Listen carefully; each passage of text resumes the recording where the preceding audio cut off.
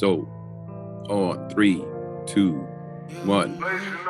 Baby, you know how it goes. It gets lonely in this bed alone. Pull up, pull up, pull up, pull up. Pull up, pull up, pull up, pull up. Baby, you know how it goes. It gets lonely in your... Welcome back, PowerWatch fans, Powerheads. Here we go again.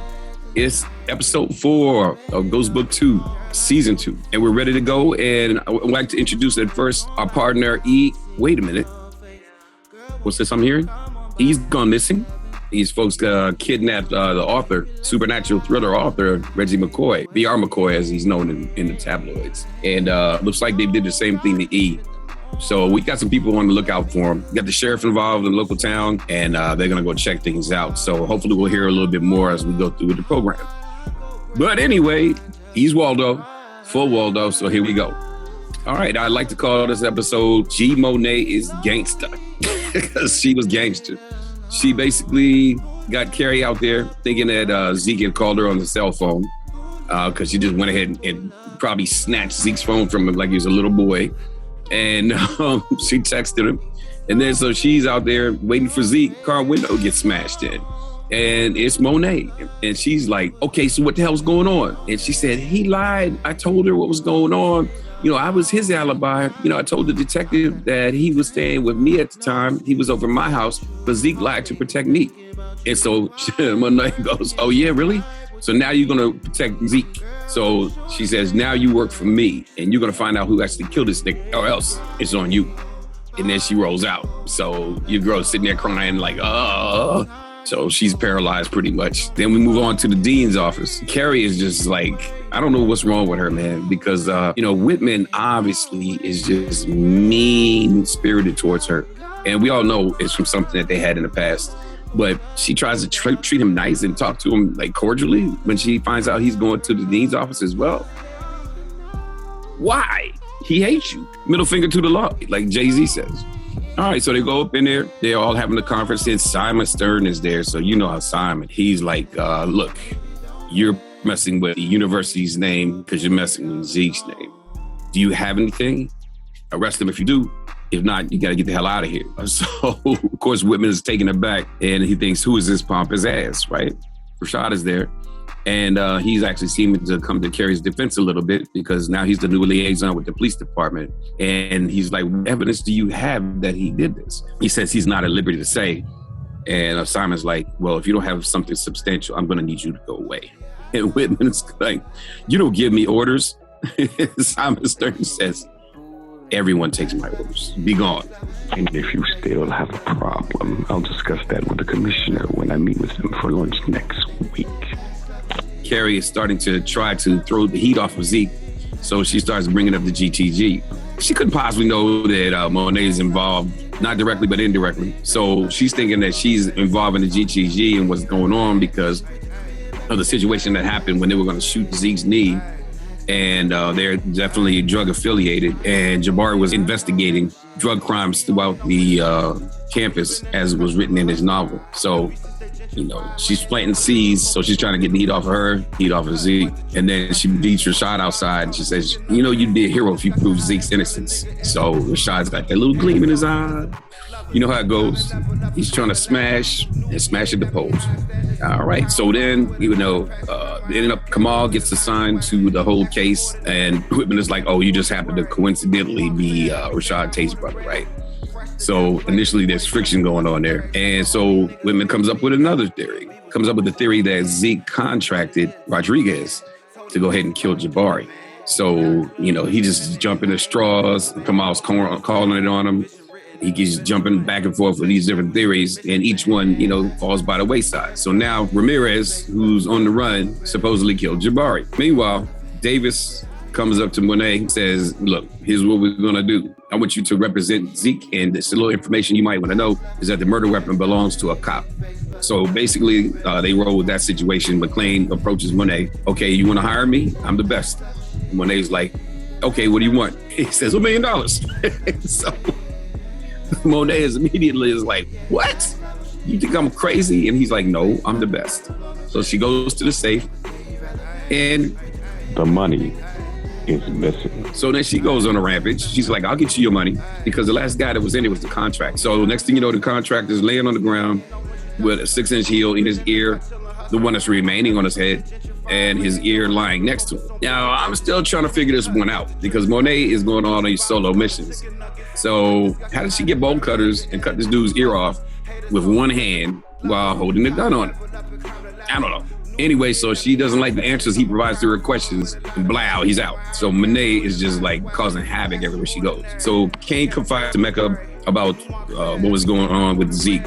He's basically like, I can't work with you right now. You know, I got to find out some way to raise money, because Monet comes back to the family and she's like sending everybody on these missions. She sends Drew to babysit, and I don't know why she doesn't really have much confidence in Drew, but he gets pissed, of course. So while he's babysitting Zeke, he's over there talking to Everett on the team, you know, trying to get their little romance back together. He convinces Everett to go ahead and get the team to do a protest for Zeke, and also to start a GoFundMe page to help pay for his defense. So that's going on bananas, and that's raising the most money. Now, while that's going on, your boy Mecca has told Cane, okay, well, you want to contribute to what's going on, why don't we kill two birds with one stone? You know, I got this guy, Mahoney, who's trying to move in on my territory. And if you take out his little trap houses, that's going to completely crush him. And while you're doing that, I think that's over $50K you can keep towards Zeke's defense. And so next thing you know, your boy is like, let me go ahead and grab Tariq for it. Tariq's not at the dorm room, but Brayden comes walking in, his new partner in crime. So he rolls up on Brayden, and he was like, yo, come with me, man. You're the adrenaline junkie, right? And sure enough, what they do is they're going around robbing these trap houses. And it's funny as hell, because when they go to the first trap house, Brayden is waiting in the Braymobile outside waiting for your boy. And the guy goes up, who's a security guard at the trap house, and he's like, who you looking for? Who are you? He said, you know, Ronnie, Bobby, Ricky, and Mike. So more new addition is popping up on you again. Anyway, he gets his car shot full of holes, so I'm wondering how he's going to work that out. But he's just loving the whole thrill. Now, they're doing that, pretty successful at it. They bring back the money. While that's going on there, your girl Effie and your girl Diana out there doing shoplifting. And Effie's got this wig on, and it's like, oh boy. I think he might have a better episode this time. He might have a new favorite episode. But either way, you know, they really bonding and whatnot. She's like, I'm glad you're staying away from Tariq, because, you know, you can't trust him. And Diana's like, yeah, I want my first time to be special and all that. But she still hasn't shaken that Tariq bug. So everybody comes back to the table, and it looks like your boy Drew has raised the most money. But even though he raised the most money, it's nowhere near the $1 million that they need. So Cane tells Mecca, look, man, I know you helped me out, but it isn't enough, and I got to do something. What's coming next? Because in the meantime, McLean Davis has to get Drew out of trouble, because Drew approaches his reporter, who is just heckling and smearing the family name and all that stuff with badgering questions to your boy Zeke, who's sitting on the front stoop. And Drew just comes up and punches him out. So meanwhile, he's part of a media conglomerate which employs Jamel Hill, activist / newscaster. So the way they roll with that is they're like pressuring Zeke to come and have an interview with them, and McLean Davis sets it up where, you know, she can only ask specific questions. Little do they know, Kevin Whitman is rearing his ugly head. They must have made the announcement that they're going to interview Zeke, because all of a sudden Jamel just jumps him right after the legit questions. And she's like, well, how do you know Detective Rodriguez? You pulled out your PDA card in the station. Meanwhile, it's like, okay, they're tying it down to somebody in the police department already. And after that, Jamel says, so if you don't know him, then who are we talking about? And then she said, oh, Detective Rodriguez, he's a big fan. He comes to every game. And she says, well, I'm going to give you a chance here, because we've cross-referenced his locations throughout his work week, and he's never been in the vicinity of any of your games. Then Zeke is getting flustered. He can't come up with enough answers.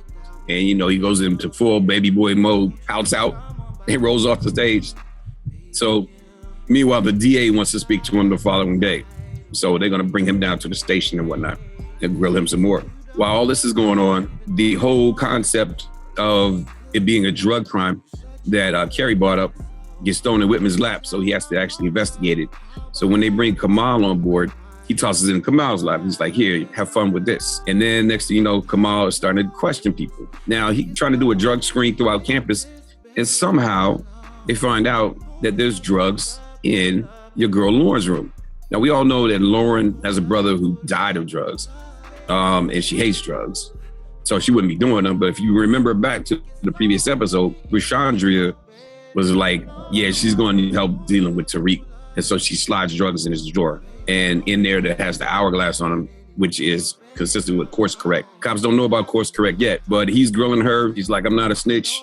Because she could have easily turned to Rashandria, and that would be getting her out of trouble. Carrie comes in and she says, look, if you can not prosecute her and make sure she walks from any crime, we can put a wire on her. And she suggests that she wear a wire, and the wire ends up being a Rolly watch. So Tariq is running around. He runs into the conservator, Alvin from the Cosby days, which is always a great choice. And conservators, buttering his toast and drinking wine and all this shit. Tariq's like, I need you to help me. And he's like, I can't do it. And he's like, okay, well, maybe I'll petition the court to remove you as a conservative. He's like, I will help you. And in the meantime, he's also got videotape. He bribed the liquor store owner that lives near Estelle, Big Mama. And they see Yasmin coming up to Big Mama saying, don't buy that, don't buy them. And she shakes her and pushes her to the floor. So now we got her on screen committing assault against Yasmin. So it's just getting thicker and thicker. Estelle finds out that Tariq is making motions on her in the court to try to get Yasmin custody away from her. She gets pissed off and says, I'll see you in court. We are the reason for all the bad things that have ever happened to this family. She might be kind of right. She doesn't know how right she is. She doesn't know that Tariq killed Ghost. She doesn't know any of the stuff that Tariq's been involved in. But all she knows is that, you're to blame. While that's going on there, Mecca still trying to get Cane to rejoin them because they got work to do. But meanwhile, because everything is not at the $1 million zone yet, he tells Mecca, they didn't make the money and he's got to do something and he's got to disappear for a while. And he's like, whoa, before you disappear for a while, just make sure you have a fall guy just in case you do get caught, but you can blame easily. So it's time to go to Brayden again. And like, is this the fall guy? Is he going to use Brayden as the fall guy? I think Cane actually likes Brayden. So basically what happens is he grabs Brayden and he does what Monet says. Well, Monet suggested to Cane, and they moved Detective Rodriguez's body from the swamp and he put it in an open field. And now, by moving the body, and the body is discovered, your boy Whitman's case is blown out the window. Because how could Rodriguez be hired by Zeke to kill Professor Jabari if Rodriguez is already dead? So he ain't killing nothing, man. Meanwhile, over here, we got everybody supposed to be working in the defense, and McLean Davis and Sachs and all that, and they're not really getting much done, and everything is backfiring, especially the Jamel Hill interview. So Monet takes it into her own hands. Gangsta Part 3, she's killing the game. Watch out, y'all. She's killing it. She makes her moves, and he makes his move. He takes Brayden with him to move the dead body, and then he Brayden back home, and he didn't find Tariq there. So while Brayden is in there calling Uncle Earl, asking for some soda and crackers, he goes ahead and he plants Detective Rodriguez's badge, following Mecca's advice indirectly. While all that's going on there, Diana, we're pretty much sure right now that she's the one who stole the money, because suddenly McLean had some finances to go ahead and investigate to try to free Lorenzo Tejada. Now, your boy is hard at work, Sachs is. He's being a very useful guy, even though he doesn't like to be, because, he's having a little asphyxiation session with your girl, Jenny, the DA. Sachs plays the sneaky role. He waits till Jenny goes to the bathroom, looks around, makes sure he's not observed, heads over to her attaché, digs in, and finds a picture of Rodriguez's gun, kind of like what Tariq said. Now, we move forward, and Monet's rolling up into Mecca's crib, and they're having a conversation. He said, I'm assuming your family emergency has been dealt with. And then she's like, I'm not stupid. I know you did that. He tells Monet, why wouldn't I try to help protect our son? Bah, bah, bah. So then he rolls like that. And then her head is down because she never told him that she was pregnant. So now it all makes sense. Basically what's happening is Cane, who's the daddy? Mecca's the daddy all along. So when he rolled out to try to become a better man, what he saw in her eyes is what she wanted him to be.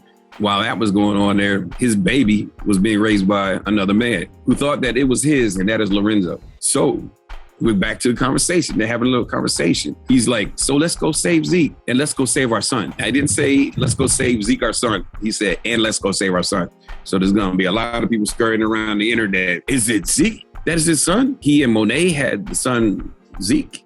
Or is it Cane? And it's obviously Cane because he said, and let's save Zeke. So you got that situation going on there. And Cane is much older. So they hadn't started their family yet. And Cane is the oldest of the siblings. So now a lot more makes sense. Except he got a little bit more, too much crazy out of Mecca and not enough smarts. So it's about to be on and popping. And it looks like Cane is ready to move in. And where are we going to go with it? I don't know. We're going to have to predict that for next week. As far as predictions go, they're going to get it on. It's going to be Mecca versus Lorenzo. And Mecca go whoop that ass, but they're going to make it competitive. Cane is going to be twisted up on who he should defend. And he'll probably start to defend Lorenzo. And then Mecca will be like, I'm your daddy, nigga. And so that's going to be causing some daddy issues. There's a lot of heat coming. It's about to go down. I wonder what the search has yielded any results yet. I guess we'll have to find out next week. Hopefully we can find E in the meantime and bring him back home. All right, so y'all pray for him out there. Thanks, Invisidil. No problem, Bob. And we are out till next week.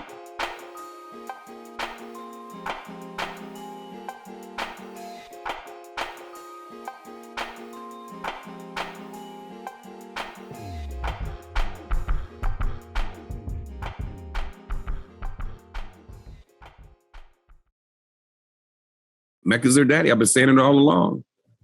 Ugh, that's not right. Mecca is daddy. Mecca is his daddy. Who's the daddy? Mecca's the daddy.